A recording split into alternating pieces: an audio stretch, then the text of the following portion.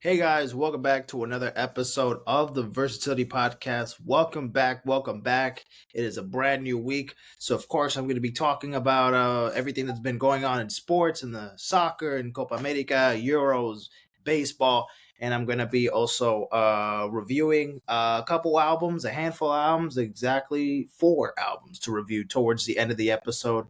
So obviously, let's just get straight to it. Of course, we're going to be starting off with the per usual, with the leaders or with the standings in baseball. So of course, we're going to go straight to ESPN, and we're going to look at the current standings in baseball, and we're going to look at the stats in a second too. So let's just look at the overall, because as you can see here, we've already kind of been, every other episode I've just been checking the leader, the standings in each division. But I mean, we still got the Orioles, the Guardians, we got the Mariners still on top of the division, Phillies, Brewers, Dodgers. So the overall, here's the overall standings. So right now, with the best record in all of baseball, 1 week from the All-Star break, because the All-Star break does begin next Tuesday, as next Monday is the Home Run Derby. What the fuck? Why did my TV just restart all of a sudden? Anyways, while that's fucking restarting, yes, the Phillies are right now have the best record in all of baseball. The Guardians 58 and Jesus 58 and 32, and the Guardians 56 and 32. The Warriors are also right there, 57 and 33. The Dodgers again 55 and 36. The Yankees 55 and 37. So obviously right here, these are the 5 best teams in all of baseball. The Yankees right now, however, they have been slumping. They have been slumping. They have not looked great. Yeah, they're what, 3 they've won 3 out of the last 10 games. So things need to step up. They're, I think, 5 and 15 in their last 20. I saw after yesterday's game on Sunday night baseball, where they got shut out by the Red Sox 3-0. I mean, Luis Gil pitched a really good game, and it was a pitcher's duel pretty much to the 7th inning. And then obviously Rafael Devers, he is the new owner of the Yankees. This motherfucker rakes in Yankee Stadium. He had 2 home runs yesterday, and I think he has like 17, 18 home runs in Yankee Stadium in his career. So yeah, Rafael Devers keeps raking there. Then we got the Brewers not that far behind as well. We got Brewers 53, 38. They got the Twins, the Braves still around here lingering, of course, without Ronald Acuna Jr. Their offense has been a little bit sluggish, but they're still at least a playoff team at the moment. The Red Sox, the Cardinals, the Mariners, Royals, Padres, Astros, Diamondbacks, Mets, Rays, Giants, Pirates, Rangers, Tigers, Reds, Nationals, Cubs, Blue Jays, Angels, Athletics, Marlins, Rockies, and of course, the White Sox. They're the ultimate poverty team in all of baseball. So those are the overall standings. Now let's look at the stats. The overall stat leaders heading into the first, heading into pretty much All-Star break. I might do it again maybe next week, but this is just where we're at right now. So right now, okay, there we go. Right now, batting leaders, we got Stephen Kwan leading the way at 364. Wow. Bobby Witt Jr. at 324. Jerkson Pofar at 315. Then we got Shohei Ohtani hitting 314. And then Luis Arias at 312. Then with pitcher leaders in wins, we got Seth Lugo, Chris Sale, and Grayson Rodriguez. Wow, Grayson Rodriguez made it here. Tied with 11 wins. And then, of course, Aaron Nola and Mitch Keller tied with 10 for second place, pretty much. Home runs, of course, is Aaron Judge right now in all of baseball with 32 home runs. That is fucking annoying. 32 home runs. He's played amazing baseball. This dude, month of April was very rough for him. And ever since May hit, he has been on an absolute tear. Hitting home runs left and right. Same with Shohei Ohtani, 28 home runs, who's second right now. Gunnar Henderson, 27 home runs, playing like an MVP. All three of them that I just mentioned, Judge, Ohtani, and Henderson, they've been amazing for their teams respectively. Marcell Ozuna, who's also been really giving that hope for the offense for the Braves at the moment without Ronald Acuna Jr., 23 home runs, and also J Ram at 23 as well. ERA, Ronaldo Lopez. I have never heard about this man ever until the season, and this dude is nasty.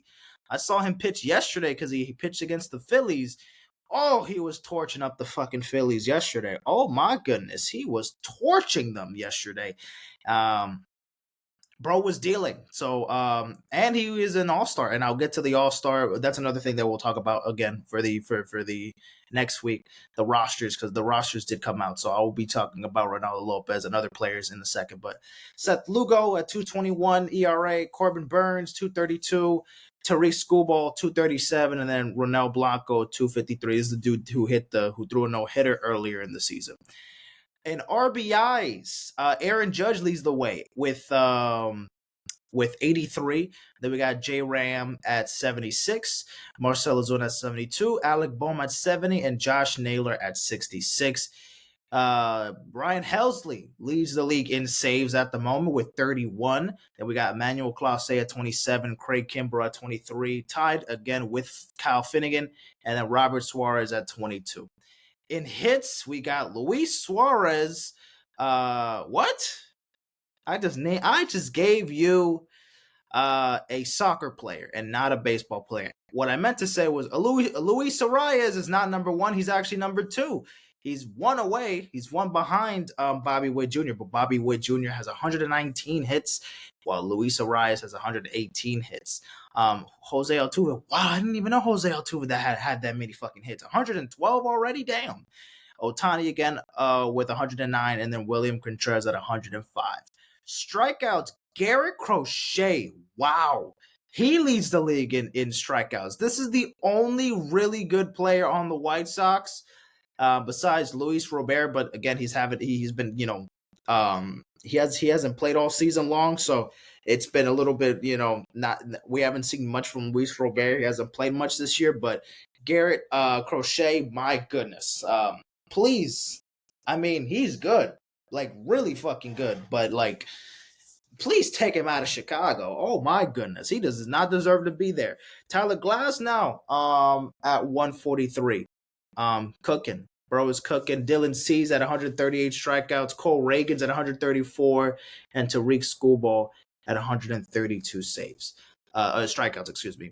And then stolen bases, we got Ellie De La Cruz at 43, leading the pack. Bryce Terang at 29, Jose Caballero at 24, David Hamilton at 23, and then Luis Rengifo at 22. And then quality starts, we got Seth Lugo at 15, and then Zach Wheeler, Corbin Burns, Logan Webb, and Logan Gilbert all tied with 14. So those are the MLB current stat leaders. One more week until the first half of the MLB season is over. And then All-Star break, the Home Run Derby, then the All-Star break, and a lot of other stuff going on. A lot of stuff going on here. Now let's talk about the WNBA real quick. Excuse me. Just look at the standings real quick over here. So we got the Liberty still at number 1, but they're tied now. They have the same record as the Connecticut Sun, 17-4, 17-4. Then we got Minnesota closing in 15-6. Then we got Seattle Storm 14-7. The Aces, they've been picking up the pace a lot, 13-7.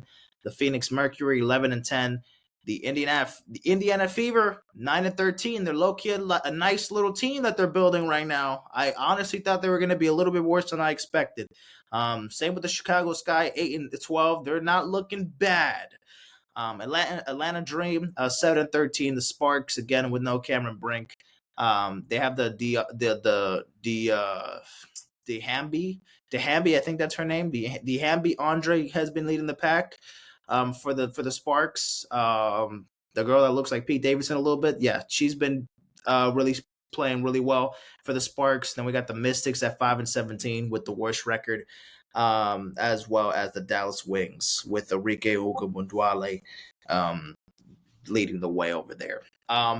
But right now, I mean, look, right now the playoffs would start, and both Kaylin Clark and Angel Reese would make it as the 7th and the 8th seed. So that should be nice. That would be nice. Also to talk about Angel Reese and Kaylin Clark. Both are definitely the top two favorites for Rookie of the Year. And right now, the debates are sparkling. Who could possibly win Rookie of the Year already? Man, it is really looking tough because this is a good back and forth. Angel Reese has had, 13 straight double doubles. And she already had broken that record, most by a rookie ever. And yeah, just putting consistent numbers, double digit points, double digit assists, and yeah, I mean she's just been playing out of her mind, and I mean she's been the enforcer, getting all the tough buckets. She doesn't maybe have the prettiest of games, unlike Kaylin Clark, who could shoot the damn ball from anywhere around the court, but she's doing all the dirty work and she's playing very fucking good right now. So Angel Reese, shout out to her as well. Kaylin Clark, though, she just hit a triple double. I think in her last game, I forgot against she got a triple double. And yes, as a rookie, that has never been done before. A player has never hit, as you can see here, Reese makes history with 13 straight double doubles. And then again, I think this is Saturday's game. This is Saturday game against the Liberty, that one of the best team in all of the WNBA. She cooked up a mean triple double. Let me see her exact numbers though. Let me see the box score. So Caitlin Clark, she had she played 38 minutes. She went 7 for 17, 3 for 12 from three. But she had 19 points. She had 12 rebounds, and she had 13 assists. So again, leading the way to a big win against the New York Liberty. They've lost to them like 2 or 3 times already. So they finally got their first win against New York this season. This was at home in Indiana. And again, first rookie in WNBA history to hit a triple double. Both have been playing great. I really don't know who I would give Rookie of the Year at the moment. It's going to be a tight race. I mean, we still have halfway through this season left. Because they already play like 20 games, so they got to play until till the end of September, and then October is like the finals or whatever, or like, isn't it September, like the late finals? Whenever it is, they're halfway through the season already, so we still got a little bit left to go. And then the All-Star break is in a couple of weeks for the WNBA as well. So it's going to be very interesting to see. I'm super excited. Again, watching the WNBA just felt like I didn't think I was ever going to get here. I did not think I was ever going to get here, but here we are. Here we are. Let's change these things around for a quick second. Let's go to Formula One. I don't really talk about Formula One that much on the podcast, but let's just switch it around. So last weekend we had the British Grand Prix race, and Lewis Hamilton, who was a former champion of Formula One. I mean, he's won, I think, like 6 or 7 championships. He's definitely regarded as one of the best racers in Formula One history. Him, Schumacher, and a couple others in conversation.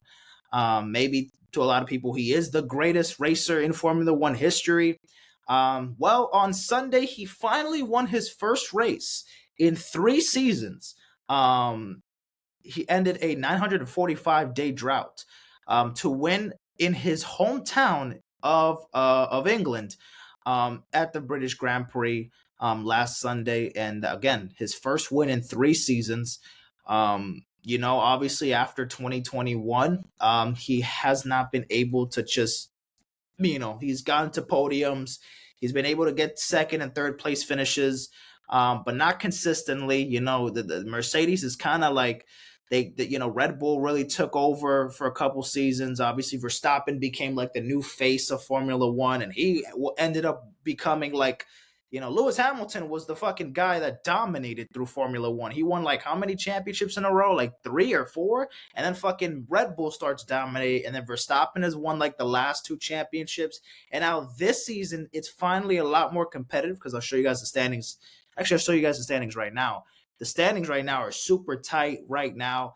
Again, Verstappen is still leading, 255. He's won how many races? Like maybe like 5 or 6 races.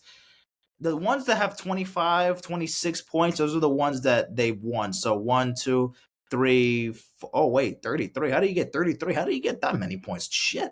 1, 2, 3, 4, 5. I mean, he's won most of the races this season. So again, obviously, that's why he's number one over here. Then we got Lando Norris at second place. Charles Leclerc. I mean, he's been able to catch up and get as many podiums. I think he won one race, in Monaco.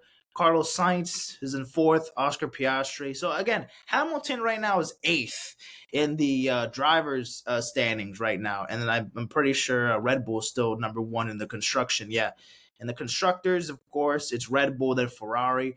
But these past couple years, it's just been complete domination for Red Bull and for Max Verstappen that I kind of just haven't really tapped in much into Formula One. This season, I've kind of tapped into a little bit more. And again, I haven't really been talking about it on the podcast until literally now. But I mean, things are looking interesting. We're almost halfway there through the season. We have, how many races? 1, 2, 3, 6, 9, 12. We have 12 more races in the season. So we got some time here.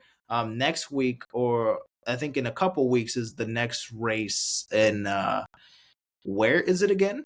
It's gonna be in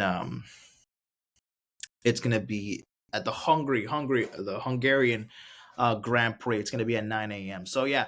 Again, Lewis Hamilton, respect. Shout out to you again, winning your first race in 3 years.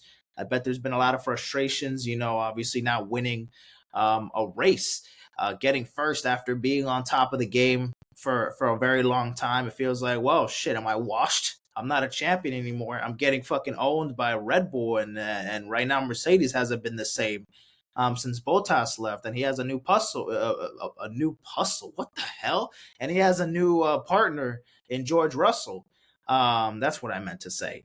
And it just hasn't been the same for Mercedes and for Lewis Hamilton. But again, great win. So he was able to get the win last weekend, and we'll see what happens in Hungary in a couple weeks. Next, let me see, where do we go next? Let me see, where do we go next real quick? Okay, let's talk about, let's do soccer. Let's talk about the WNBA real quick. The NBA, excuse me. We already talked about the WNBA. So it's Summer League right now. It is Summer League right now in the NBA. And again, not much going on. Not much going on. Again, it's Summer League. It's only been like a handful of days. So right now it's been the California Classic. So it's been just a handful of games. It started Saturday? I believe it started Saturday. Oh, wait, the standings aren't there. Okay. Well, these are the schedule for tomorrow and for Tuesday and Wednesday. So we got the Spurs versus China, then we got Hornets Kings, we got the Heat versus Lakers, and we got the Kings versus Warriors on Tuesday. Right now I'm watching the Sixers and the Thunder, but this is not part of the California Classic. This is a part of the other Summer League mini tournament. It's the one in Salt Lake City. So right now I'm watching this one, obviously Thunder Sixers, and then later tonight will be Grizzlies Jazz. Then tomorrow there'll be Memphis Sixers Thunder Jazz. So again, Summer League, the big one in Vegas, that will begin the 12th? I think I saw it right now. Yes, so the Vegas Summer League will start in July 12th and it will end July 22nd. So I'll be watching some Summer League as well. I mean, Copa America, Euros, there's Wimbledon, they're all ending by next Sunday. So I'll be able to watch more basketball through and through, baseball. And then obviously the Olympics are coming up in a handful of weeks. I cannot wait for the Olympics, guys. Like, there's some new sports that I'm going to tap into. I'm going to honestly try to watch as many sports as I can. I'm not going to sit here and say every sport, because there's some sports that I would rather watch paint dry. Like, I ain't watching no golf. I ain't watching rowing. Like, I'm watching some shooting. I'm watching, like, did y'all know break dancing is a fucking sport in the Olympics? I just realized that. Yesterday, I was scrolling through my through my channels, and I happened to go on the Olympic channel, and they're fucking putting like qualifiers for Paris, and it's dumb, and it's like two guys breakdancing, and it's called breaking.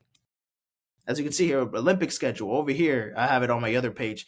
Breaking, breaking, breakdancing. It's literally what it is. Oh, but it's literally a 2-day event. Oh, it's only 2 days. Well, shit. It's literally 2 days. It's towards the end of the games. So it's gonna be August 9th and August 10th. So literally the last 2 days of the Olympics. That's when it will be broadcasted and stuff. Or that's when it will start and end. But yeah, interesting. Fucking breakdancing in the Olympics? That's kind of hard. Even though I would have never considered it a sport, at least for the Olympics. Before baseball, that's kind of crazy. You know what I mean? The fact that there's no fucking baseball, but there's breakdancing in the Olympics, it's pretty weird. I will say it is pretty fucking weird, but it used to be an Olympic sport. I don't even know why baseball.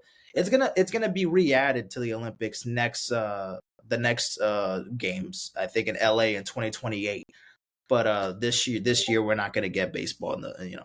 It's all right. 4 more years and we'll get flag football and we're getting baseball. So the 2028 Olympics shit might even be better than the one this year in Paris. So we'll see. But this is Summer League right now, obviously going on. Oh, Bronny James, he made his debut in Summer League.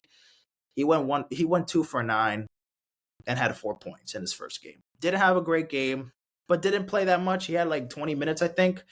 18, 19, 20 minutes. So he didn't play that much in his first game. It's Summer League. I mean, Dalton Connect also hasn't been playing well, and he was the first round pick for the Lakers this year. So not much going on here. I think the rookie, their first round pick for the Heat, Ware, he had like 20 points, I think. I believe yesterday or Saturday, I believe. Bro's been having a pretty good game. Has had pretty good Summer League at the moment.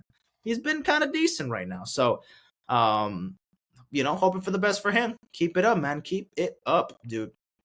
Keep it up. So yeah, Bronny again. Had 4 points in his first game. Again, we'll see what goes on later on in the future. Let's talk about Wimbledon. Let's talk about tennis. Because we're almost there, guys. We're already in the quarterfinals. But let's just see over here, like the schedule and stuff like that. Never mind. The scores for Wimbledon. So pretty much, actually, I actually like the Wimbledon here. Like I rather look at it on Google because over here it's like I have to scroll down and shit. I don't have to do much here. Okay, so recap. I'm not gonna recap every single fucking game. There's too many of them.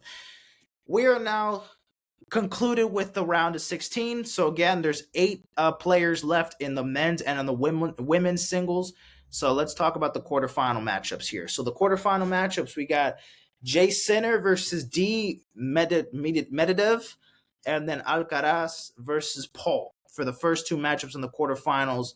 And then Wednesday we have Aldemir versus Djokovic, and then we have Musetti versus Fritz. So those are the 8 finalists, the 8 quarterfinalists for the men's singles. For the women's side, we got Radovic versus Vedic. Then we got Paulini versus Navarro, who Navarro upset Coco Gauff in the round of 16 yesterday. So what a big upset that she was able to defeat Coco Gauff, who pretty much cruised for her first 3 matches, and then again she took the win there. So that was very interesting. Big win for Navarro. Now she's going up against the 7th ranked player in the women's side. And then we got Ostapenko versus Karajakova, if I'm saying that right. And then we got Rybakina versus Svitolina. I'll be honest with you, I really don't know who the hell I'm going to root for in the women's singles. I'm guessing Radovic, Lulu Sun? Radovic? That's the same person? Oh, okay. Navarro, I guess? Paulini? I guess I'll do Navarro, Ostapenko, Svitolina. In the men's department, give me fucking... I kind of want Sinner and Djokovic. Actually, no. I want Sinner. I want Sinner versus Alcaraz. That's my final. Sinner versus Alcaraz. I think that's going to be the Wimbledon men's final. So Sinner, the number one ranked player right now, and then Alcaraz, the third best player ranked. So I think it's going to be Sinner versus Alcaraz in the final. The men's double. I mean, right now we got.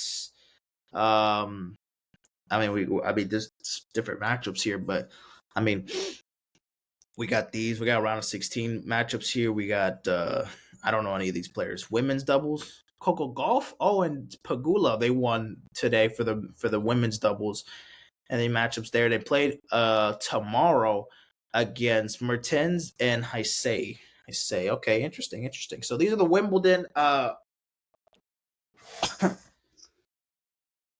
excuse me. So those are the Wimbledon standings moments at the moment. Those are that's where we're up. That's what we're up to right now. Let's talk about soccer.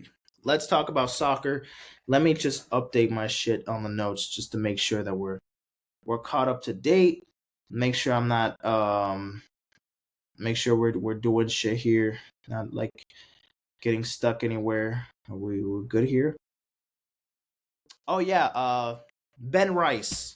He hit 3 home runs on Saturday against the Red Sox. Forgot to mention that.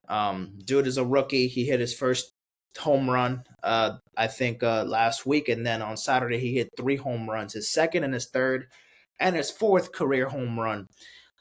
Just in one game on Saturday where they destroyed the Red Sox, but the Yankees have been struggling, so it just has been very off for them.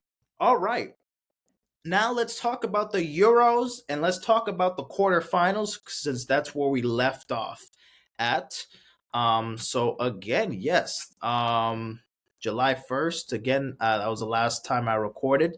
So obviously, France, they won. Then we got Portugal defeating Slovenia in penalties. So that's where we left off there. There were no games. There was games Tuesday. Well, Tuesday, against Netherlands, they defeat Romania 3-0, and then Turkey defeats Austria, who Austria still won the group, but that's still won. They won the group, but they lost to Turkey in the round of 16. Bada bing, bada boom. No games on Wednesday. No games on Thursday. Okay, now the first 2 games of the quarterfinals. Here we go.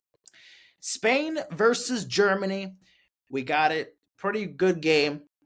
We had Spain attack first. The first goal happening in the we had Spain attacking in the first 51st minute with Olmo scoring the first goal, but then we had Ritz from Germany tying up the game on the 89th minute, very close to the end of the game. They tied it, and then again they went to extra time, and then in the 119th minute, Marino scored the late and game-winning goal for Spain to defeat Germany and move on to the semifinals. So very big win for Spain, eliminating Germany, and now Spain again advances to the semifinals in the Euro Championship. And then we got Portugal versus France. There were no goals even after extra time. So of course we head to penalties. 5-3, France wins, advances through penalties. Portugal, unfortunately, gets eliminated. Ronaldo has officially played in his last Euros game in his career. He was thankful at least to win one in 2016, but this was his last performance in the Euros. Will we see him one more time wearing the Portugal uniform in the World Cup in 2026? Or by then, will it just be history? Will he just have been retired at that point? It's most likely that we probably have seen one of the last games, maybe not the last game for Cristiano Ronaldo in a Portugal uniform, but at least in the European Championship, we're not seeing him in the next tournament. So that is that for Ronaldo's European Championship. He played 5 in his career. So my goodness, I mean, or no, 6. I think the first one was in 2004, 8, 12, 16, 20, and 24. So yeah, I mean, 6. That's insane. 6. But again, France, they win. Fun fact, France, again, they move on to the semifinals. But fun fact, France have not scored an open play goal. What do I mean by open play goal? They haven't scored a golazo. They haven't scored a regular goal. They've scored goals through penalties or from own goals from opposing teams. Yeah. France. I'll prove it to you. France. They have not scored their own goal. Again, we start here with the game against Austria. This was an own goal. An own goal from Maximilian Wuber from Austria. So, boom, France gets one win right there. Netherlands and France, they tie 0-0. So, there was nothing there. France, Poland. Kylian Mbappe had a penalty. So, that did count as, obviously, as a goal, but not an open play. A penalty. A free fucking goal. 56th minute, a penalty. So, they got they got a tie with Poland. Then against Belgium, an own goal from John Vertonghen. An own goal allows France to get that one goal and moves on. And obviously, France, they win 5-3 in penalties. And now they're in the semifinals. They're going to be going up against Spain. And they still haven't scored an open goal final. An open play goal. That's crazy. That's crazy that semifinalists, but they haven't even scored an own goal on their own during open play. So that's insane. That's insane to me. My goodness, what is wrong with me, bro? I'm a little stuffy today. Am I getting sick or some shit? Damn. Anyways, let's move on to the other two quarterfinal matchups here. So we got England versus Switzerland. They were tied 1-1. Switzerland scored a goal to start things off. Well, not start things off. This was pretty much later in the game, 75th minute. But then England strikes right the fuck back. 80th minute, Saka scores a golazo, ties it up for England. We go to extra time, nothing reaches there. And then we go to penalties where England absolutely cooks Switzerland in penalties. They make all 5 of their penalties. And again, Switzerland is officially eliminated. This was a pretty interesting game. England, they played pretty well. And England has looked pretty sloppy. They've looked but they actually played kind of solid here. I can't really say much about them. They actually were able to, pull through. And penalties, they needed to make a play. Saka was an absolute beast for them, so that helped them again as well. And then we got Netherlands taking down Turkey 2-1. Turkey had a goal in the 35th minute, so they were up for majority of the game. And then we get to the 70th minute. Diverge, if that's how you pronounce it, ties it in the 70th minute, 1-1. And then an own goal by Turkey from Muldur, if that's how you say it, gives Netherlands the lead 2-1. And of course, Netherlands, they rally and they win and they move on to the semifinals. So England, Netherlands, Spain, France. Those are your finalists. So again, tomorrow is the first semifinal game, Spain versus France. Who do I got winning? I got Spain. I got Spain winning. France has looked good. But they haven't looked great. Spain has looked really good. In my opinion, Spain has looked like the best team all around throughout the tournament. No one right now has touched Spain. They swept, they got all 3 wins in the group. They destroyed Georgia in the round of 16, and then they beat they come in. What's up? I had ordered I thought it was a personal one. They brought me a little one. I mean a big one. Pizza. You ordered pizza? I didn't eat today. I didn't want Chinese food, and I'm hungry now. Oh, I'll get some pizza afterwards. But I ordered a little one because estaba en especial y decía que $5 menos. How much usually is it? They brought me a big one when I ordered a personal. Well. But it was the same price? Yeah. Same one?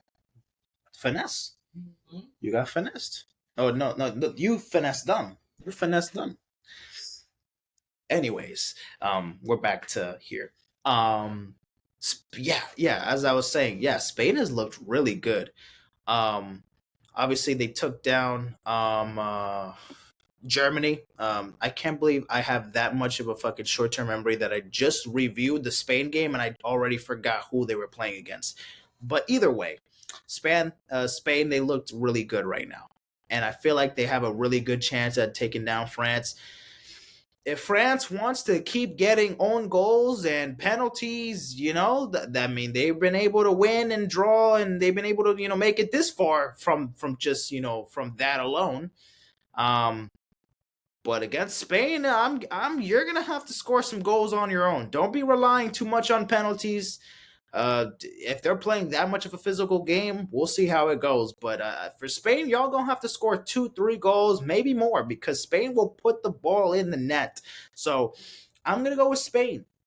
I was really thinking France. This might have been. I think this was gonna be my championship. Like I think this was gonna be the final game, in my opinion. I think I predicted Spain versus France in the final, but obviously we're gonna get this as a semifinal. But I think Spain really has a good chance of winning. So give me Spain over France. And then we got the second semifinal game, Netherlands versus England. This one should be really good. I kind of don't know. I'm kind of leaning to Netherlands because I do think they look a little bit better than what England has been showing me. But that game against Switzerland, they actually haven't played that bad. And the group stage, it was a little sloppy, but they're here now. I feel like they can step up. England, I think they have the chance to make it to the final. This is going to be a toss up. I think I might have to give it to Netherlands though. I don't know. I think Netherlands just look. Actually, no. Never mind, man. That's tough, man. That's a tough one. These two semifinal games are going to be really good. Give me Netherlands. You know what? I kind of have a little grudge against England. I'm not gonna lie, y'all. I'm still pissed about the World Cup fucking loss that Colombia had in the last World Cup in 2018 that we lost to fucking England. I'm still kind of pissed on that. Yes, I'm fucking triggered by that. I don't care. I'm salty. All right. Um, give me Netherlands. Spain versus Netherlands. That's my final. That's my final, y'all. That's my final. We'll see what happens though. I'll be back next week to recap those games. Oh shit.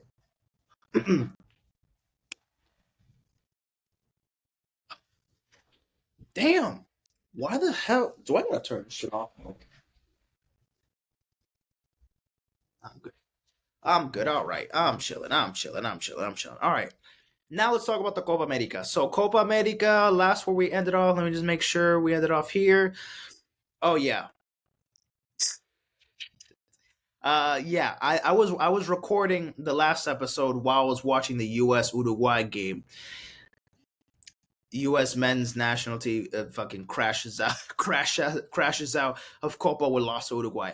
Yeah, the team USA sucks. They suck. Not gonna say much. Not we suck. Uruguay not a bad team, but we suck. We just can't do nothing. Don't if we are not a soccer sport. That's soccer's not our thing.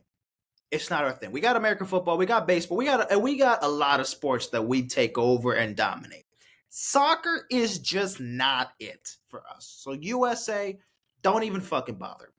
Tuesday's games. Brazil, Colombia. It ended in a tie. Fuck. Damn it. Damn it. It ended in a tie. Whatever. We still won the group, however. Again, Rafinha scored the first goal in the 12th minute, and then Munoz tied it in stoppage time for the first half. And so after that, we just couldn't get much going. There was an offside goal that didn't even count that I honestly think should have counted, but these referees kind of been ass juice this whole tournament, so not surprising, I guess.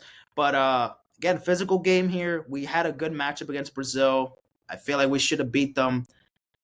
They weren't as good as they were. This is not the same Brazil team, so I feel like we could have honestly dominated if we really wanted to, but It was a fierce and feisty win. Draw. So whatever, we got the best out of them for what we could have, but we just couldn't get the best result possible. Then we got Costa Rica defeating Paraguay 2-1. They scored the first 2 goals in the first 10 minutes of the game, and then Paraguay Sosa, he had a 55-minute goal. Nice. Wednesday there was no games. Now let's talk about 4th of July week. 4th of July, the day, obviously. Argentina versus Ecuador, the first quarterfinal matchup. Argentina, not an amazing game. This was a very, very tough game for Argentina. Let me just say that right now. They won, obviously, 4-2 in penalties. But the 90 minutes that we got from this game, because again, there is no extra time in the Copa America. It's only in the Euros that there's added extra time. After the 90 minutes are done, it goes straight to penalties in the Copa America, and they just applied those rules for this year. So since this year, at least it started. So yeah, Argentina, Ecuador tied at 1, and then we go to penalties.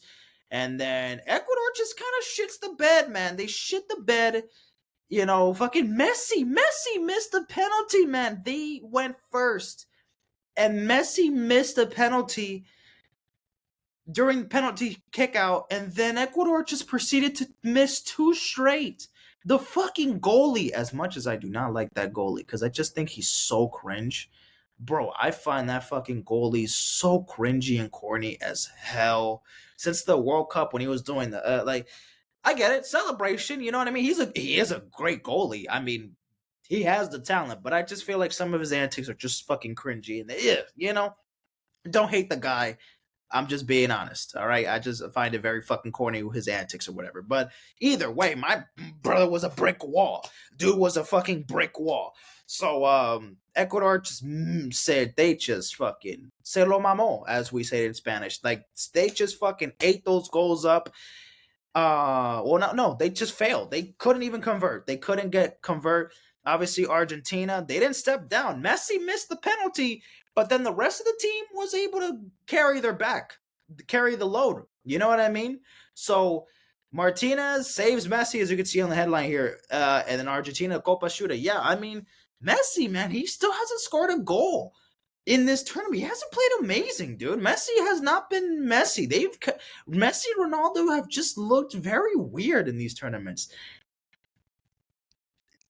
Is it time for both of them to retire? I mean, Messi still has maybe a couple more years. Same with Ronaldo, but dude, they're just not the same players, man. Messi could fucking probably do that here in America and then get away with it because he's playing in fucking US. Like, no one, he barely has any fucking competition in MLS. Let's just be honest. But here in the Copa America, going up against other South American teams, it's going to be a tougher game than expected. Who the fuck expected Ecuador to be this physical and ended them to go to penalties and for their best player to miss a goalie? But then Argentina, again, they don't just have Messi. They have a fucking squad around there, and they were able to pick up the load that Messi couldn't do in this game, and the goalie was on his fucking A game, despite his atrocious antics and his fucking weird-ass dances and celebrations. But anyways, Argentina, they win. Ecuador, you had a fucking golden opportunity to take down Argentina, but they just couldn't do it. They just couldn't do it. Then we go to Venezuela and Canada. Another game, 1-1. Schaffelberg scores the 13th minute. Then Rondon scores the 64th minute goal. And then we go to penalties. And this was a pretty good battle here. But then Canada advances through penalties 4-3. And my goodness, here we are. Let me just check that we're still recording here. Okay. Yes, Canada fucking beat Venezuela. And oh my goodness, what a fucking matchup right here. And then the penalty shootout. The goalie for both teams were kind of but eventually Canada got the best out of them.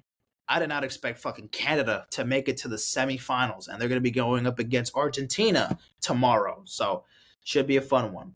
Then Saturday's games, we had 2 games on Saturday. We had Colombia going up against Panama, and believe it or not, yes, you see the score, 5-0.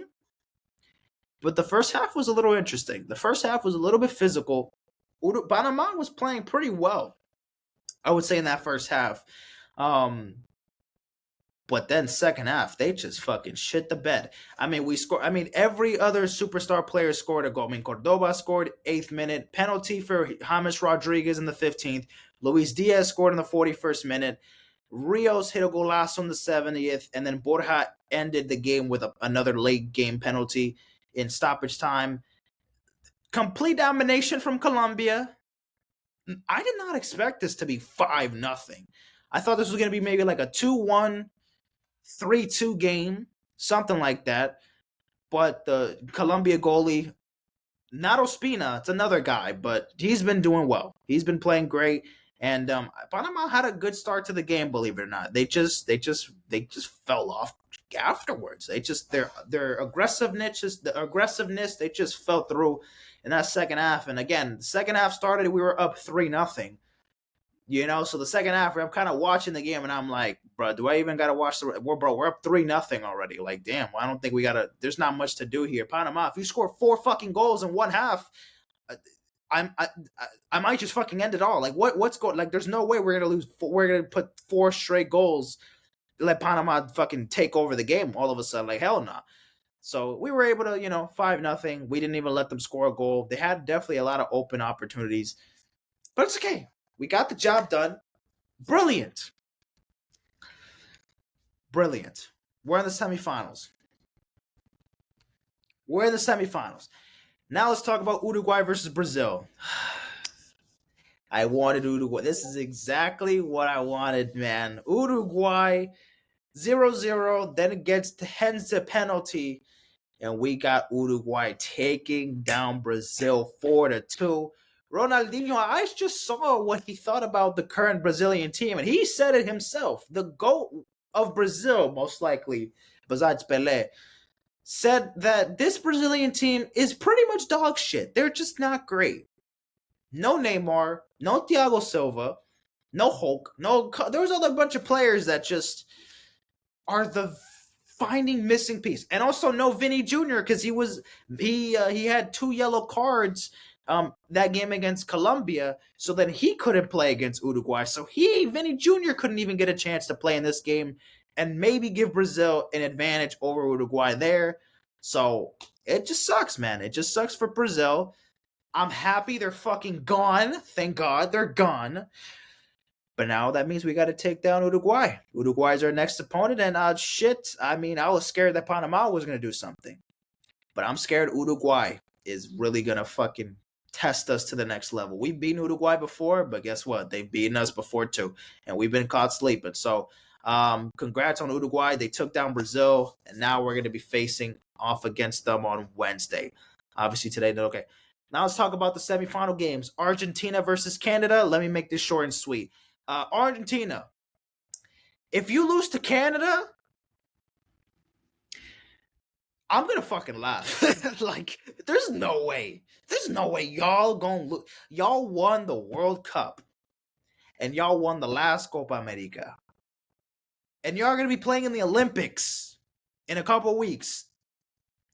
Don't tell me you're gonna lose to fucking Canada. Imagine losing to Canada.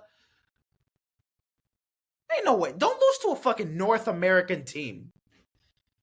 All the North American teams, like US, Canada, Mexico. Bruh, if you're going to lose to a South American team. You're not going to lose to fucking Canada.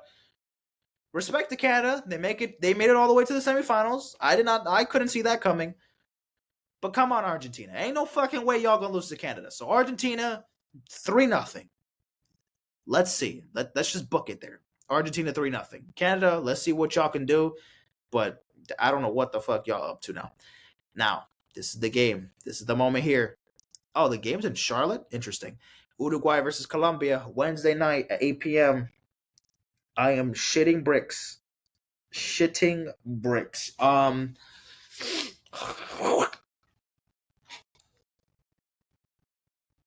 Yeah, we have to win. We better win on Wednesday. Let me just say this. We always blow it in the worst moments. Colombia. I'm talking about Colombia. I know I talk a lot about the Dallas Cowboys and how much they're a regular season team. They have all the regular season success and then they make it to the playoffs and then they fucking shit the bed. Colombia is very much Dallas Cowboys like. They like to choke when it's almost at the finish line or when you're a step closer to the finish line. We're 2 wins away from winning the first Copa America, for winning our second Copa America in tournament history. Fun fact: Colombia won it in 2001 when we hosted it in Colombia for the Copa America that year. But crazy enough, there were 2 teams that did not make it in that Copa America. What were those 2 teams that didn't make it that one Copa America that we won it? Brazil and Argentina.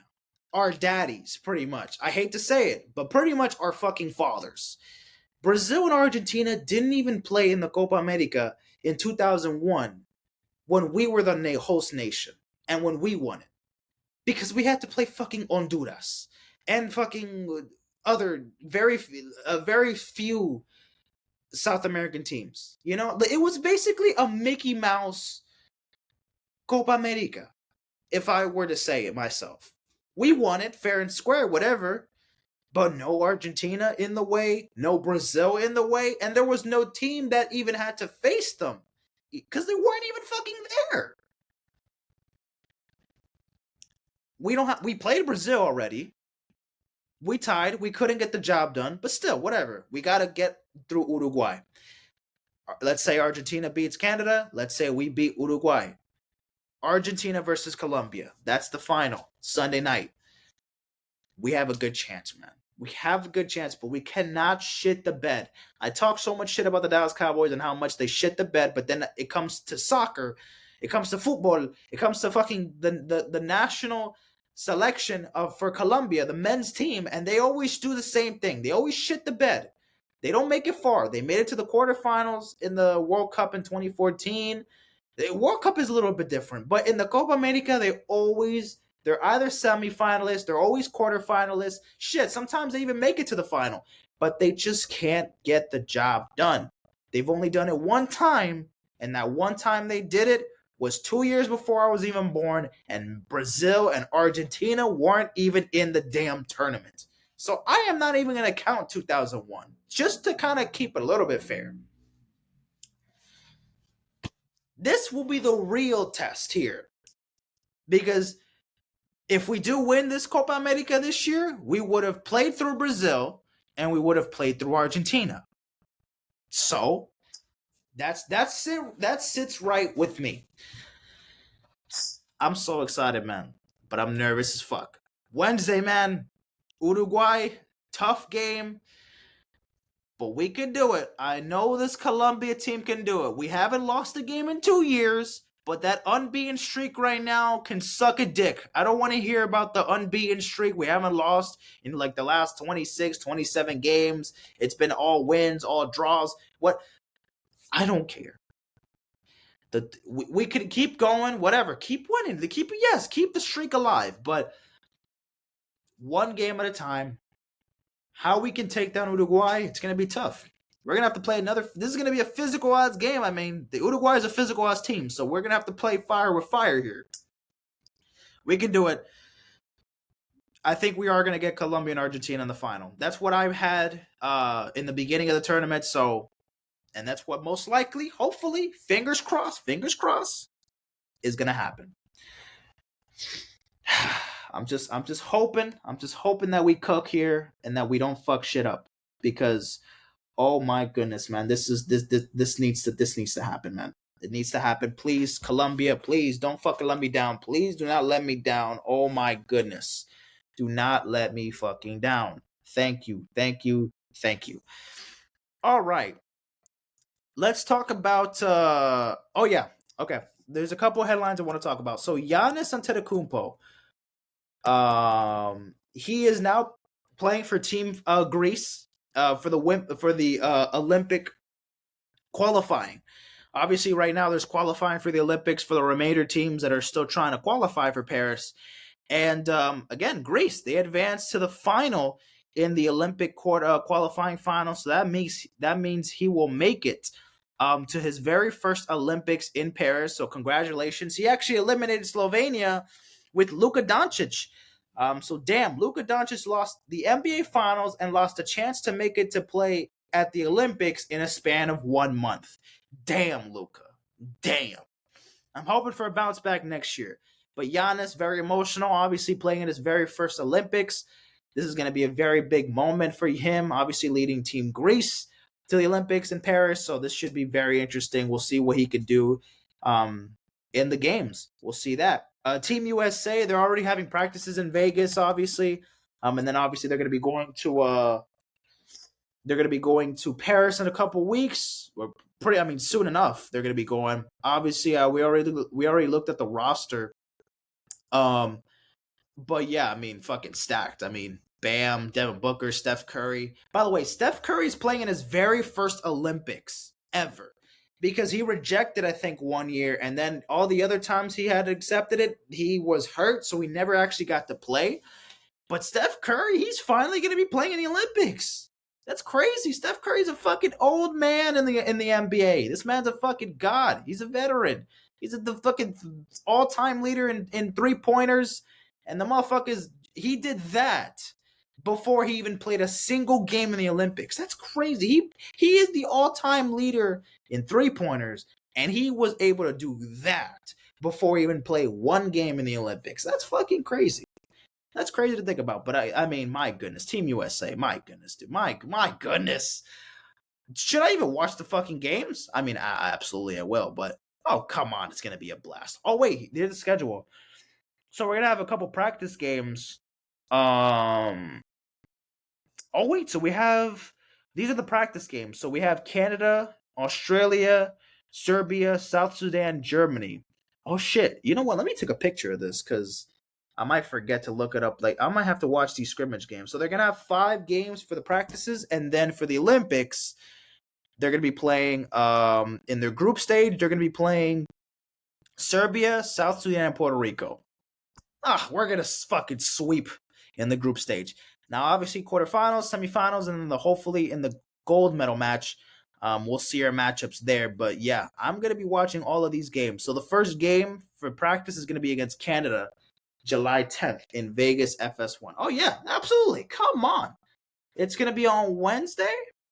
It's gonna be on Wednesday at 10:30. So it's gonna be right after the Colombia game. So right after the Colombia game, I'm gonna be fucking tapping in seeing Team USA Canada. Bet perfect. So that's gonna be perfect to watch. Got you. Now let's go to boxing actually. Let's go to boxing real quick. There was 2 fights to watch last week. Shakur Stevenson, he defeated Harutyunyan with a by unanimous decision. So that was a big win for Shakur Stevenson. And then also there was a fight between Nate Diaz and Jorge Masvidal, and Nate Diaz gets revenge over Masvidal in a boxing match. They were not in the UFC fighting. They were in the fucking in the boxing ring, and they were able to get the job done, fight this and that, blah blah blah blah blah. Okay. Oh yeah, let me look at the Okay, let's talk about the All-Star Game roster. So, okay, WNBA All-Star Game roster. All right, let's see. I got like maybe 15 more minutes to read. Let's see. Okay, so the rosters. Let me look at like the better WNBA here. Okay, so this is the Phoenix. So it's going to be Team WNBA versus Team US Women's National Team.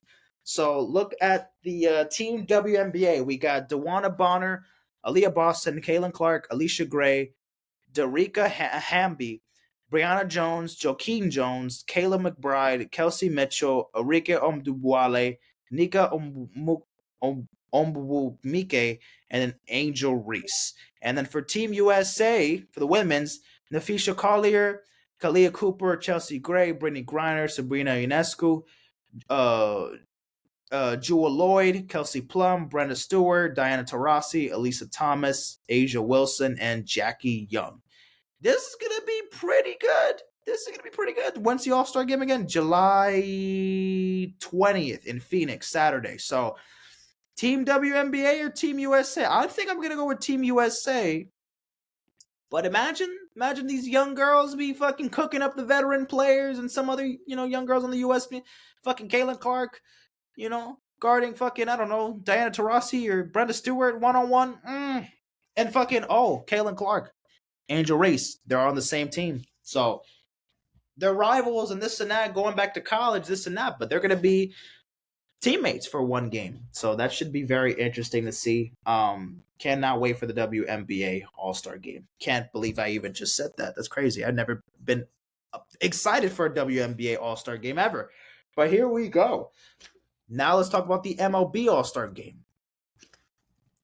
I gotta like blow my nose after this. I don't know what the hell I have, but it's something.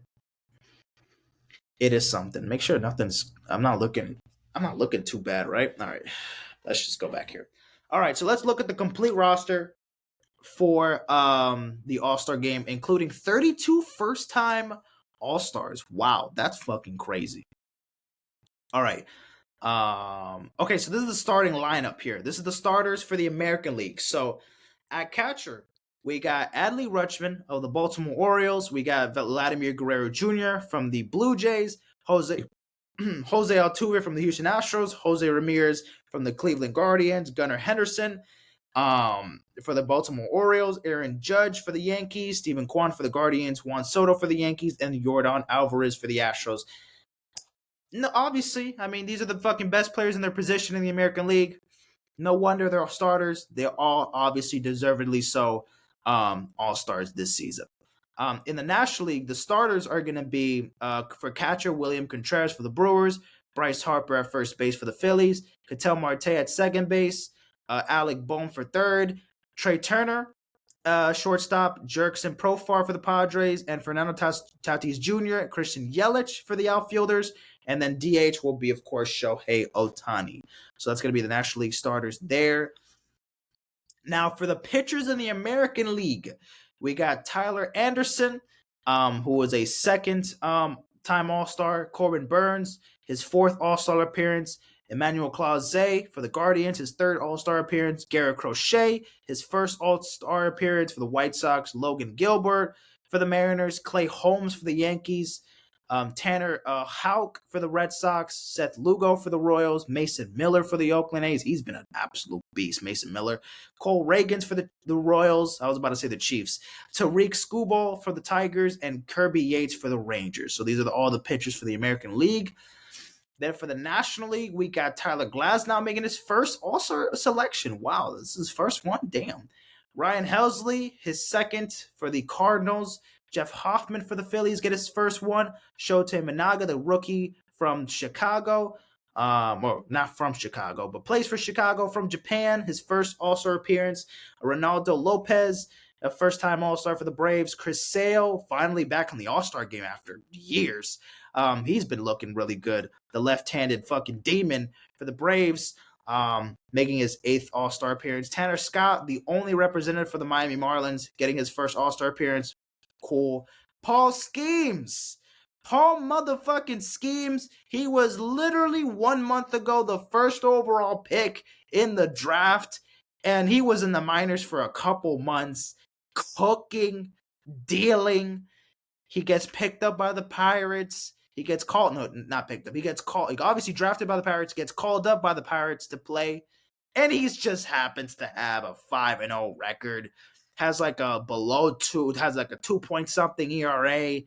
He's averaging like 7 or 8 strikeouts per game. Oh my God, this fucking dude is ridiculous. Paul Schemes.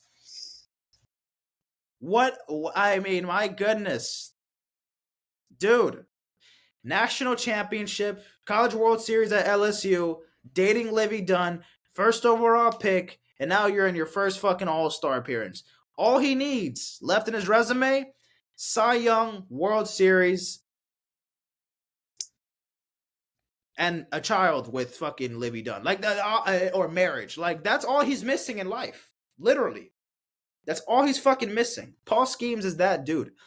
Matt Strom, for the Phillies, Ranger Suarez, Robert Suarez, Logan Webb, and Zach Wheeler leading off for the rest of the National League pitchers. Then for the reserves, we got Salvador Perez, we got Will Smith. We got for the infielders, we also got for the American League, we got Carlos Correa, Rafael Devers, Josh Naylor, Isaac Paredes, Marcus Simeon, and then Bobby Witt Jr. Then for the National League, we got C.J. Abrams, Pete Alonso, Luis Ariz, Mookie Betts, who won't be playing because he's still hurt, but again, his 8th All-Star game. Ellie De La Cruz, fucking interesting. Oh my goodness, he's going to be a superstar. Already a first-time All-Star there. Freddie Freeman, and then Ryan McMahon for the Colorado Rockies as their only representative for the Rockies, obviously. And then for the American League outfielders, we got Jaron Duran, Riley Green, Kyle Tucker, and then we got Teoscar Hernandez, Jackson Merrill, Elliot Ramos, and Brian Reynolds. And then the DH for the American League, we got David Fry, and then for the National League, we got Marcell Ozuna. So those are all the All-Stars, 32 first-timers in the All-Star game. So the All-Star game will be next Tuesday, July 16th, 8 p.m. Eastern Time on Fox. And then, of course, the Home Run Derby. Who are the Home Run Derby contestants? I know Pete Alonso is doing it. Bobby Witt Jr. is doing it. Who else? Oh, Gunnar Henderson, I think, is going to be doing it for the next Monday. Who's going to be doing it? Pete Alonso as well. Oh, Marcell Ozuna is doing it as well. Marcell Ozuna is going to be doing the... Okay, so right now, we got Gunnar Henderson. We got Alec Bohm. Oh, I can't forget Alec Bohm. Alec Bohm, Pete Alonso, Bobby Witt Jr., Marcell Ozuna. So we got 5 players. I believe it's 8 players. They have 8 players, I believe. So they just need 3 more players to pick from the bracket, or for the bracket. And we'll see who else. They will pick for the Home Run Derby. But I mean, Alec Bohm. I got Alec Bohm winning it. Phillies. Fucking. Because obviously we're not gonna get Judge. Judge is not gonna be doing a Home Run Derby. Otani's not gonna be doing a Home Run Derby. I mean, I don't know who else they could really add on to, but it should be very interesting to see, though. Very interesting to see. We'll see what's going on here. Okay, now let's talk about the ESPYs. Because the ESPYs will be this Thursday. So this Thursday, we're going to be looking at the nominations, and I'm going to be making my predictions. Who do I think is going to win all these awards? So let me just show you guys here. So let me just kind of give you guys my quick predictions. Who do you think is going to win for the ESPY Awards this Thursday? So best athlete, we got Mahomes, we got Otani, we got this dude, and we got Connor McDavid. Give me Patrick Mahomes. I would like to give it to Otani, but fuck it. Give me Patrick Mahomes, best athlete in men's sports. Best athlete women's sports, Caitlin Clark, Coco Gauff, Nelly Korda, or Aja Wilson. Me personally, they're going to have to give it to Aja Wilson. She's been, she's the best player in the WNBA. I get it, Caitlin Clark. I get it. But I think Aja Wilson. Best breakthrough athlete. Halle Bryant, CJ Stroud, Juju Watkins, and Victor Wembanyama. I kind of like this. Juju has had a really good year, her freshman year at USC. CJ Stroud had an amazing rookie year in the NFL, and then Wembanyama has also had an amazing year in the NBA. This is tough, man. I think I might go with CJ Stroud because I think that was the most impressive rookie year out of all 3, in my opinion. But Wembanyama, though, had an amazing. Give me CJ Stroud. Best comeback athlete: Simone Biles, Paige Beckers, Joe Flacco, or Zion. Paige Beckers was out last season. I think she could definitely win it. Maybe Simone Biles. Maybe they might give it to Simone Biles. Fuck it. Give me Simone Biles. Best college athlete: Jaden Daniels. Yes. Okay. Zach. Give me Jaden McDaniel. Actually, no. Give me Zach Edey. Give me Zach Edey for best college athlete. For women's sport, Caitlin Clark. Next. Best team. Okay. South Carolina, Kansas City Chiefs, Michigan Wolverines, Las Vegas Aces, UConn Huskies, Oklahoma Sooners, Um, the Boston Celtics, Florida Panthers, and the Texas Rangers. So these are all champions, obviously. So best team. Wow. Get the Wolverines out of here. Get the Aces out of here. Get the Celtics out of here. Get the Panthers out of here. Get the Rangers out of here. Give me a team that has completely dominated. The Gamecocks, the South Carolina Gamecocks, perfect season, didn't lose a single game. The Chiefs, back-to-back champions. Yukon Huskies, back-to-back champions. Oklahoma Sooners, 4 straight championships. If it's complete domination, it has to be Oklahoma, but I feel like they might give it a Yukon or Kansas City, or maybe South Carolina. You know what? Chiefs? Maybe give me the Chiefs. I don't know. This one's tough though. I don't know. Honestly, I wouldn't be mind with any of the ones that I just mentioned. Give me the Chiefs though. Whatever. Best championship performance: Blake Corum, Will Johnson in the national championship. I don't know. Jaylen Brown. Best athlete with a disability. Don't know what to tell you guys. I mean, whoever wins it, respect to you. You know, very proud of you. But I don't know. Best play: Jada Coleman, walk-off home run, sends Oklahoma. Anthony Edwards, Duck of the Year. Alabama scores on 4th and 31, or Lamar Jackson catches his own pass on first down. Anthony Edwards, Dunk of the Year. Are you fucking serious? What the hell are the? This one's cool. Really, bro? I mean, this is a good play from a Lamar, but damn, really? I don't even think that was the best play from last season. Come on now. And then this, I guess, is cool. Give me Anthony Edwards, Dunk of the Year. Come on, dude.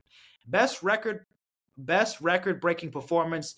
McCaffrey scores a touchdown for 17 straight games. Caitlin Clark becomes the all-time scoring leader. Tara Manderv gets her 1,203rd win. Verstappen wins his 10th consecutive race victory. I guess give me Caitlin Clark. Give me Caitlin Clark. Fuck it. Give me Caitlin Clark beating the all-time scoring leader. Best NFL player, Mahomes. Fucking Mahomes. And they might maybe give it a McCaffrey, but it's fucking Mahomes. Like, what are we doing? Best MLB player, Otani, Acuna, Core, Seager. Otani, the fuck. Best NHL, give me David. Best NBA player, give me. They might give it to Jason Tatum because they just won the finals. Luka? Nah, not Luka. Jokic? Yeah, they're probably gonna give it to Jason. To give it to fucking Jason Tatum, why not? Best WN play, Angel Wilson. Soccer player, Mbappe. Give me Mbappe. Best driver, Verstappen. Best golfer, fucking Vu. I don't know. Best boxer, Iniesta Estrada. Who the hell is that? She's a female. I don't know. I don't know. Terrence Crawford, Usyk. Give me Usyk, bro. I like Crawford, but give me Usyk, bro. This motherfucker took down Tyson Fury. Give me Usyk, best boxer. Best UFC fighter, Pereira, Makovic, Welly, or O'Malley. Give me Pereira, bro. This dude's a fucking. Oh my god, man. This dude is a dog right here. And then best tennis player, Kogolov, Swiatek, Alcaraz, Djokovic. I guess Djokovic. I like Kogolov, but I guess Djokovic or Alcaraz could win it too. Yeah. So, recap real quick. Patrick Mahomes, Caitlin Clark, CJ Stroud, Joe Flacco. I think I had. Give me Simone Biles. Fuck it. Simone Biles, Zach Edey, Caitlin Clark, Kansas City Chiefs, Jaylen Brown, Anthony Edwards, Caitlin Clark, Patrick Mahomes, Otani, McDavid, Tatum, Wilson, Mbappe, Verstappen, Vu, whatever. Probably Scheffler, because that's the only guy I know. Usyk, Pereira, and Djokovic. So those are my ESPY award predictions. So it's gonna be this Thursday. So we'll see what let's see who wins it all for all the awards there. All right. I'm gonna do a couple album reviews, but let me talk about this real quick because very unexpected, but I gotta talk about it. Yeah, man, it's unfortunate how people use clout, and it's just ridiculous, man. Well, how long are we? 114. All right, I'm gonna try not to talk about this too much because I just fucking hate this dude already. But Adam 22, a very infamous podcaster. He also, is a very interesting person to say the least. Very questionable person. When it comes to a lot of things. Don't know really what to say about him. Just a very interesting person, to say the least. Anyways, he has a podcast, obviously, called No Jumper. He's the host. He's been doing it for years now. And there is an interview now. I don't know if it's out or not. Not that I really care about it right now, specifically. Um, but yeah, he decides it's an amazing idea to interview pretty much a kid, a 20-year-old, 19-year-old, but a kid at the time. Interviewing a young man who was involved in the murder of Pop Smoke, who may I don't know if he's the alleged killer or if he's someone who was a part of the group, because I think it was like a group of people that obviously murdered Pop Smoke. I don't know if he's the one that killed him or if he was involved. He definitely is involved. Maybe was not the one that killed Pop Smoke, but at least is involved in the situation, and he was arrested. He just was released from custody after 4 years. And obviously now this man just wants fucking fame and clout, and he's just like, I want to be interviewed. Talk about my story. Talk about this. Academics, a bunch of fucking people reject him, obviously, because you're like, what the fuck? You just killed one of the most promising rappers we would have had in years. We had fucking Pop Smoke potentially being the next 50 Cent, and you just fucking took him away from us. So I've no shit you're not gonna get interviewed. But then here comes this piece of shit, Adam 22.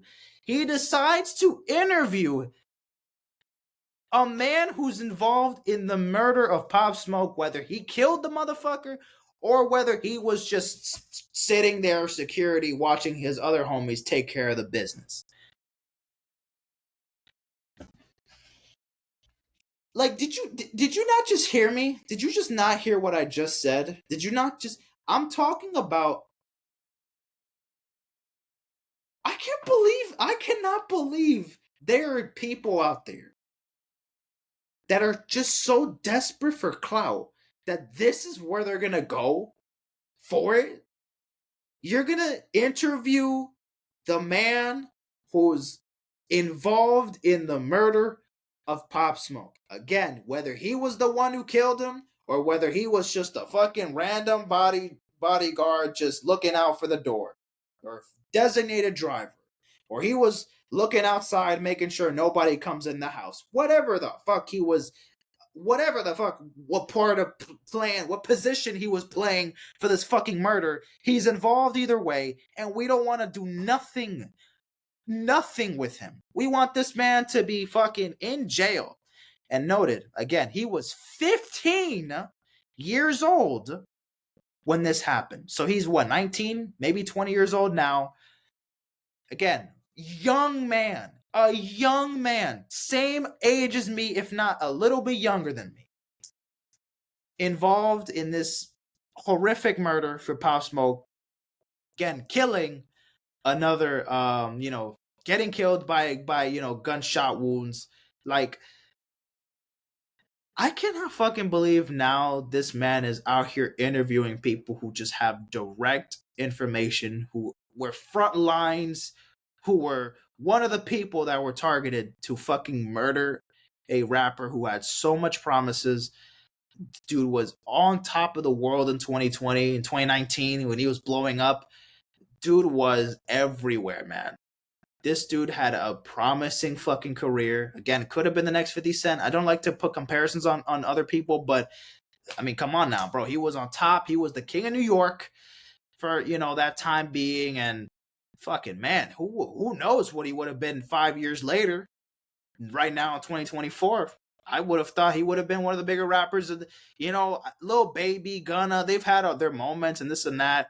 Even though Gunna's still doing very well now, Lil Baby's kind of falling off. Roddy Rich, like Roddy Rich, Lil Baby, Da Baby, all those rappers who had like a little promise, but then they kind of slumped and they their music has kind of decreased in like value and stuff or whatever, or in quality. Pop Smoke, I felt like had the potential to just keep changing up new albums and stuff like that. And like man, all the potential in the world. Again, the fucking good rappers, they go, man. Like Mac Miller went.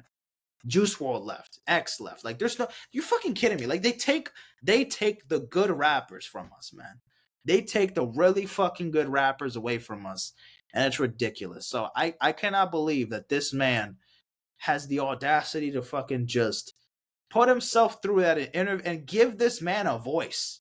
I don't, and again, the situation may be something. I heard the lines where, again, he again is one of the alleged killers. Doesn't fucking regret a thing.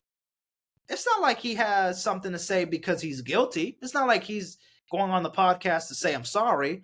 I didn't see the episode or the interview. Not that I'm gonna fucking see it anyways. Maybe I might see clips on social media. Who knows? Whatever. But it's not like this motherfucker is out released from custody and he's gonna be like, I'm sorry, man. Yeah, man, it was just a mistake, Again, he was 15 years old. This man couldn't even fucking get a driver's license or a permit, and this man had a gun and was involved in a murder. Think about that. 15 years old. Rest in peace to Pop Smoke. His family right now, I mean, I bet are just absolutely fucking disgusted by Adam and whoever else is just letting him do this shit. Like his fucking yes men or whatever, because I know this motherfucker has so many of them in his fucking life. Like, it's ridiculous, man. Like, there's no fucking excuse to be giving this man a platform for him not even for him to fucking apologize. Like even giving an opportunity for him to apologize or for him to give him like his thoughts on that. Like there's other things to do, man. Adam, like this is weak, man. This is so fucking weak of you, man. Like I know you being bro, you're a fucking cuck and you let your wife get banged by 50 dudes at the same time and like all the things you and your wife and all the other dudes that are a part. That's all whatever your thing, what you and your wife do, the sex business, whatever y'all do, OnlyFans, that's on you. I have my fucking crazy opinions on it, and I just don't know how that even works. Y'all married, but then don't even want to get too in deep into that. But that's another fucking thing that Adam, I think, is out of his fucking mind for that. But this is ridiculous, dude. This is fucking ridiculous. Like, there's not something here that I could be like, oh, I can reason with it. I get it. I can see a point here. Like, this is just unexcusable, man. This is just stupid as fuck. But yeah.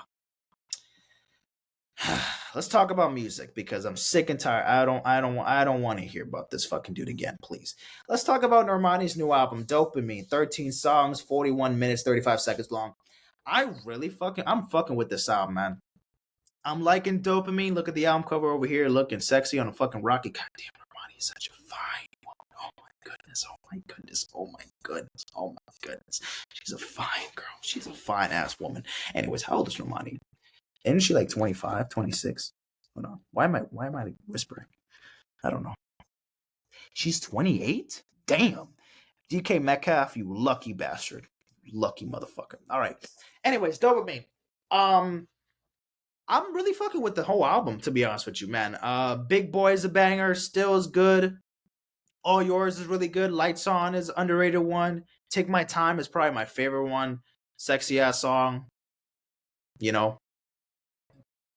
Freaky ass, dude, I guess, I don't know. 69 God. Take My Time. Insomnia is another really good one too. This is probably my second favorite. Candy Paint was the second single. Or the third single, I believe. Really good song. Like this one. Grip is cool. This one kind of was like, I wasn't fucking with it at first, but I like the sample. Kung Fu Grip. But then the grip, it kind of reminded me of the grippy. It's grippy. So it kind of gave me that kind of vibes at first. So I didn't really fuck with it, but definitely better than the grippy song. 159 with Gunna. This one's the second single from the album, was pretty good. Really like this one. Distance is good as well. Tantrums with James Blake. Top 3, maybe behind Insomnia and Take My Time. Little Secrets, another good one. Wild Side, this was a lead single that came out a couple years back that had the 1 in a million sample here in the production with Cardi B. It is my dick and I want it now. Not my words. That's Cardi B's words. So don't get it twisted. Yeah. Anyways, I'm fucking with Dopamine. 8.5 out of 10. I'm really liking this one. Let's talk about XOXO Camila Cabello, her newest album. 14 songs, 32 minutes, 20 seconds long. Let's go track by track. I love it. I don't love it. I don't love it. Track number 2, Chanel number 5. I didn't really like it at first, but it's growing on me, and I'm liking it now. Pink XOXO. So this is a song or an interlude, but I think it was a song, but it turned into a fucking interlude somehow with Pink Pantheress. I need the full version of this song. Why do we get only a minute of it? Like we only have 55 seconds of this shit. We need the song, girl. We need the song. He Knows, the second single off the album. This is a pretty good song. I like the production. Lil Nas X, not bad on the verse. 20 somethings, very underrated song. I like this one. Track number 6, Dade County Dreaming. With JT Young Miami. Some Miami vibes here, but we got Koshi XO. This is just like a little interlude about BLK Posher. Talking about he cried to Camila Cabello. By the way, let me show you what this motherfucker looks like so you can get an idea of who is crying to Camila Cabello. Not judging anybody who cries to Camila Cabello, but when you look at this motherfucker right here, you would not expect this man to be crying to Camila Cabello. I'm sorry, I just can't get over that. When I was reacting to the album and I heard this little snippet thing, interlude thing, I was like, who is this fucking dude? I look him up and this is what he looks like. And I'm like, wow, this man right here is fucking crying to Camila Cabello. Wow. Don't judge a book by its cover, guys. Don't ever judge a book by its cover. This is interesting. It's just fascinating. Then we get to track number 8, Hot Uptown, the song with Drake. Yeah, it's all right, bruh. It's all right. Then we got Ugly. This one's just mid as fuck. This one's kind of nice. I kind of like it. It's like an interlude vibes. It's not bad. Dream Girls, I like the production on this one. It's not bad. 305 Till I Die, again, another interlude. Boat, Best of All Time, I think is pretty decent song. Pretty When I'm Crying, this might be the best song on the album. I'm really liking this one. I like the little minor production on it, whatever, like the little sample or like the background vocals on it, like it's good. And then June Gloom, interesting song to end things off. Decent album, but I kind of expect a little bit more. I don't know. It's a decent record. I'll give it like a 7 something out of 10. Maybe like a 7 something out of 10. 7.3 or some shit. Not a bad listen, but it's just not, Jesus Christ. It's just not that bad. But it ain't great, though. It ain't great. Whatever. I do prefer Normani's album though over Camila's. Just saying. 11th Dimension, Ski Mask. 21 songs, but only 46 minutes, so it didn't feel that much of a drag of a listen. I'm gonna be honest with you. I haven't memorized all the tracks here, but the ones I really did like was Monsters Inc. with Future. I did like What You Mean. I like Tuk Tuk. I like Wake Up with Juice WRLD. That one they never missed. Head Rush was the lead single, or I know the second single, I believe. It's a banger. Him Jong Un is decent. Mandalorian is nice. Jump is pretty good. Shibuya was the lead single, fire. And then I think Kill Streak was another good one. I don't remember the rest of the songs. I'm still going back to this album. I've heard it a couple times, but I'm kind of going back to the favorites. I'm still not at like listening to every song. Still there. So, but the ones I do like, I like it. It's like a 7, also like a 7 point something album. This is the album cover over here. Looks pretty interesting. Not a bad album, but not my favorite Ski Mask album. At least it has to take some time. However, it is a decent record. I am going to be bumping it for sure. So, and 21 songs, even though it's not that much of a bad listen, or like a too long of a listen, it gets the job done. Shit, I'm already an hour and a half recording. Jesus Christ. Anyways, and finally, I believe, yeah, I just have to talk about one more thing. One more album to react to or review, and then obviously that's Hardstone Psycho by Don Toliver. 20 songs, an hour and 2 minutes. I waited till the deluxe dropped so I can do the album reaction to it, and so I did it obviously last week, or 2 weeks ago, pretty much even. Or yeah, last week. Yeah, it was like the 30th, so last week. Um, so yeah, Kryptonite track number 1, pretty good. One of my favorites on the album. Tore up the beat on this. The beat drop is amazing, phenomenal, looking really good, brother. Speaking of Brother Stone with Kodak Black. The beats, Kodak Black's verses, I don't know. I'm indifferent on this song. Where to my father, enemies, wear ladder, Prada. I don't know. His delivery's okay. I'm not really crazy on this song. This one has the music video to it. I'm like, this one's all right. Attitude with Charlie Wilson and Cash Cobain. This is a banger. Fuck with it. Bandit, absolute banger. Glock is a banger.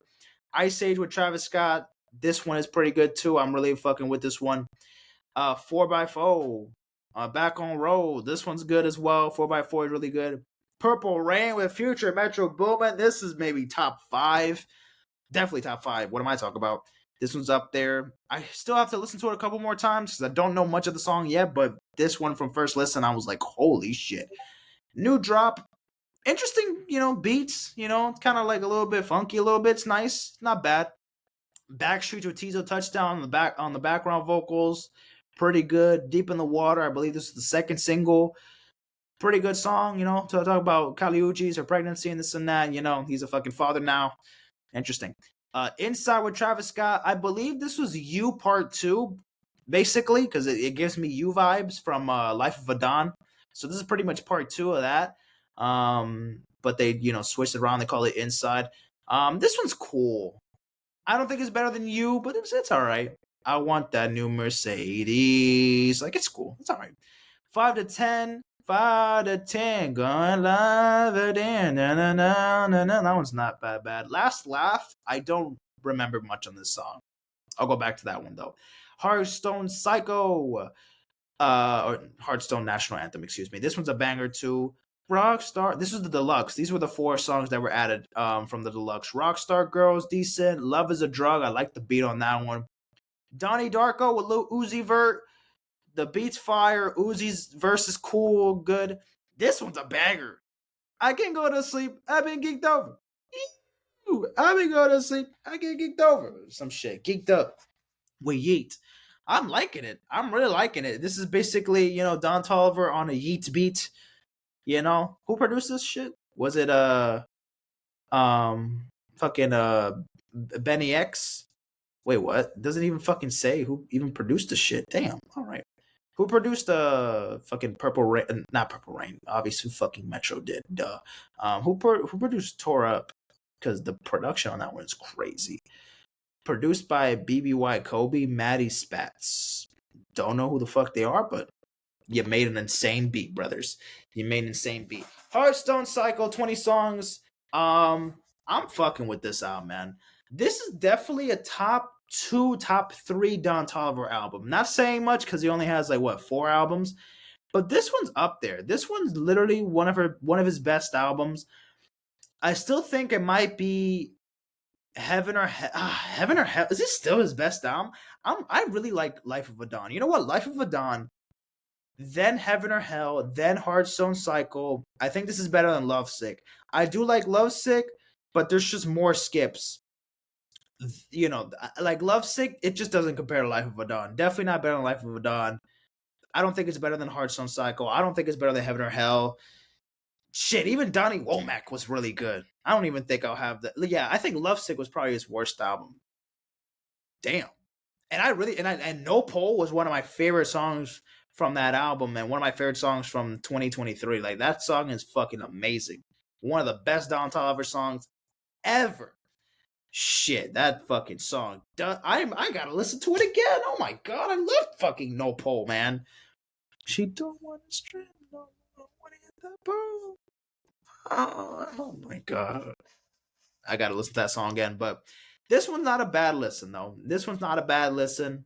I took a little too long listening to the album, but it was worth the wait a little bit. It was worth a little bit of the extra of the wait, but it was nice. I did fuck with the album.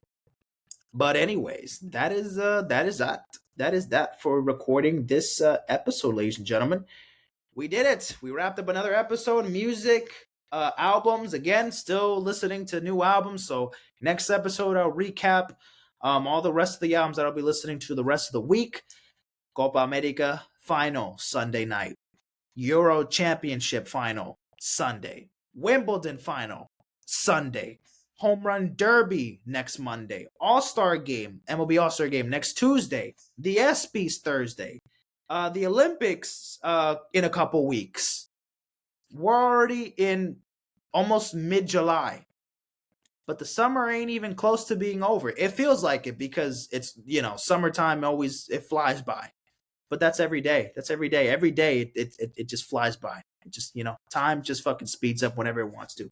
But anyways, that is it for today's episode. See you guys in a bit. Take care and peace out, my friends.